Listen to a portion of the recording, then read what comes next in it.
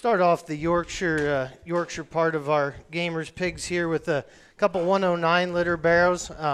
They'd be Commotion on the smoke rings. That smoke ring sow would be the mother of our leadoff barrow at the gamers last year that fed really good, but ultimately got an injury there a week before state fair and didn't make it. Also had another litter mate barrow that was a class winner in Illinois for Ivan Miller there last year. That was a dang good pig. Start off talking the 109.8 barrel that Eli's got on the whip right now. Kind of think that one's one of the more intriguing ones in the offering. I think Yorkshire barrel that offers a lot of extras in terms of width and bone, but still really good looking from his blade forward. Yeah, I mean, when you said he was a Commotion, that didn't surprise me at all, just in terms of his stoutness of feature, his bone work, his extra width and power, and that's what Commotion has done in terms of just adding those extras in terms of true power and base width and bone work. But to your point, Still's got a great head and look at him. I think this one's very impressive when he comes right at you. What a big open square chest, steps down on a good sized toe, and then again, this guy is just chocked full of muscle for a Yorkshire. And so I think some people get a little leery of purchasing Yorkshire barrows because they don't really know how they're going to feed and what they're going to do. But I tell you, when they're good and they're good at the end, it's hard to get around a good Yorkshire barrow. And I think you've seen that at national shows and state shows. And I definitely think with this guy's extras in terms of power and balance and presence, this is one that you definitely should be interested in no matter what color you like to feed.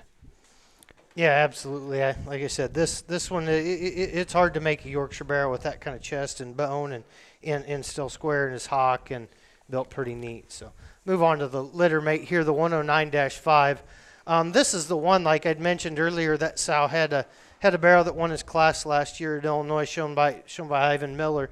This one just mirrors that barrow in terms of just being so good from the side, so good on his feet and legs. He might not have the bone and stoutness and blade of his litter mate, but I think just the timeless flexibility and in balance from the side that this one has makes him one that I think at the end of the day is going to be a very competitive barrow.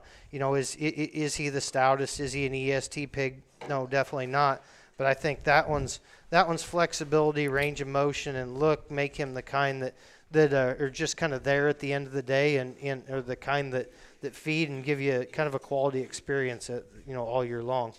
Well said. I think this is a really good type of a Yorkshire barrow that frankly, when you have one in the pen with him, you might go, well, does he have enough? And I'll tell you, as an individual, he does, because his skeleton, his build, his maturity pattern is very good. And to your point, I think this is the kind of Yorkshire barrow that 10, 20 years ago and 10 to 20 years in the future, you're never going to get in trouble with one like this, because his build and skeleton is so good. His maturity pattern is right. He has the right type of muscle shape and pattern for one of this maturity and size.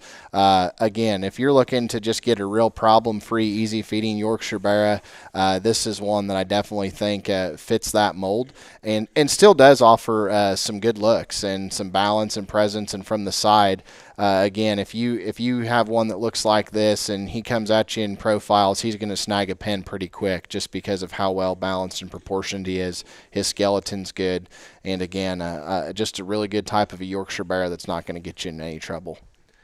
Talk about just real quick about feeding window on these 109s. I think of our set of Yorkshire barrows, kind of at the bigger end.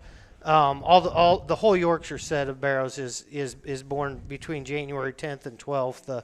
For those who need to know that, but I think on these Commotion barrows, I think they're the kind that are big enough in their kind and everything. We could maybe even make lightweight barrows out of Louisville with them, and definitely be kind of fighting weight in them middle heavies there at a Midwest State Fair. So, like I said, a little bit of flexibility in terms of feeding window, but I think ones that still are going to be absolutely dialed in, looking their absolute best there at a state fair and Midwest State Fair there in August.